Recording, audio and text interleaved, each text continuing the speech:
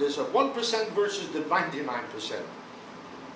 You schmucks in Congress, the 1% produces jobs for the 99%. Shut the 1% off and 99% goes on unemployment and welfare.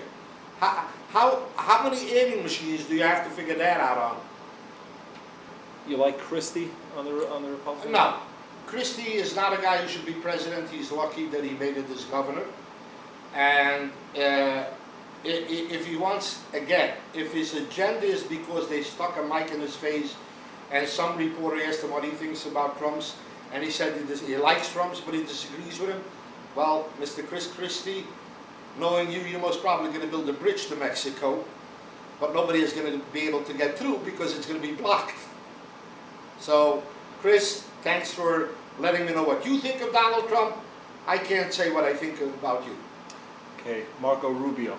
Marco Rubio is a great guy, great platform, young, ambitious, really what America is looking for, the younger generation. These are the heroes that America is looking for.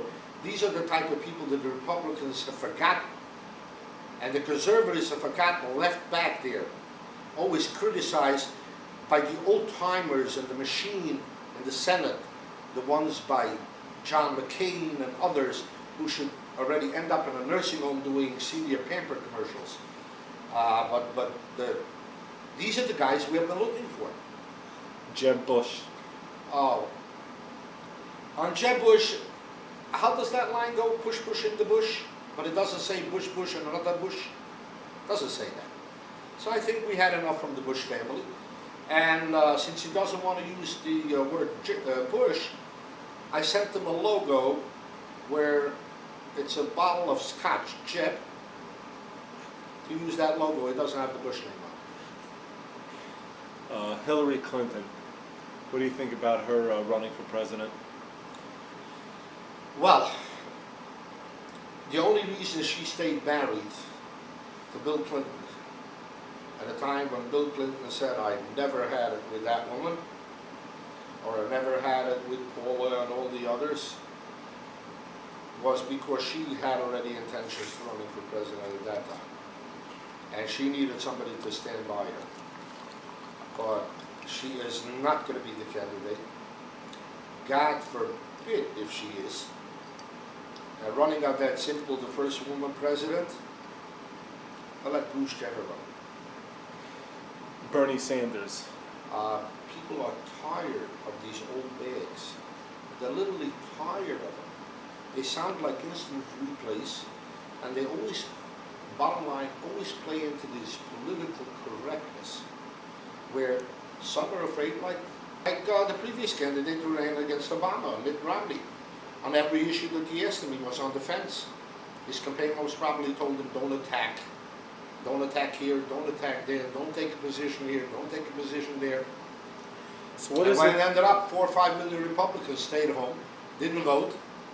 And now now I'm reading that Romney plans to run a Republican presidential candidate for him, and he's the one giving ideas. And he's having sleepovers in his house Oh too. my God. And sleepovers in his house also. Right. They should all have a sleepover after spending time with him. More than one night. So what is it that Bernie Sanders is saying that he's attracting thousands of people to hear his sermons every day? I have no idea what his touch is. If his touch is that he is so good, or there's a big anti-Hillary message out there as well. I don't know what that group is. I haven't studied them yet. I personally hope that not any Democrat that is in the race now or might announce soon wins this. The White House has to change. The system has to change. The policies have to change. Obamacare has to be repulled. And I'm just amazed at Boehner. For the life of me, or Mitch McConnell, who again most probably has some senior senator waiting for him. Where these guys are once they took over the Senate and the Congress, I have no idea. They're all saying now, if we will have a president, oh God, if I was a rich man. Well, the fact of the matter shows one thing, that while Carter was president, and Iran took hostages, held them for 444 days. The fact of the matter is, the day Ronald Reagan won the election, the morning after, the Iranian hostages were released. They didn't want to wait till January 20 till he took office. They knew they were going to see some rockets coming down their chimneys way before.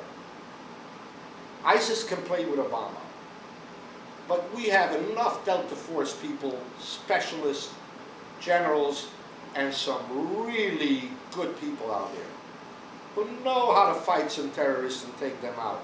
We don't need drones.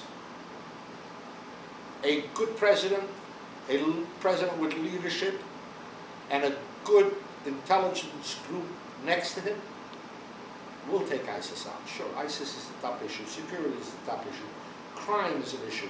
They're now going to sell race relation as an issue.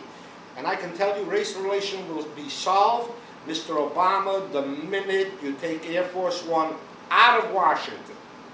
That's going to be the first step for race relation solving. It's going to be the economy, basically trying to get the jobs, the manufacturing jobs are gone. Here's what's funny. When the Republicans are in office, they give you numbers. It went up, the stock market went up, the stock market went up. Now when you got 20 people running for office, the economy's a disaster, the market is down. When they get into office, it goes back, it's like Warner Wolfson's replay. It goes back up, etc. So what does the president do? He's got an economy problem where 40% is on welfare and unemployment. So in the months of September, October, November, and December, people are hired by all companies because of an increase in sales for the holidays. So what do these morons who think the American public is stupid, they have taught that all along, come out in January, the last quarter, there was an increase in employment, created 1 million jobs. But on April 1st, they don't tell you that 1,200,000 were laid off.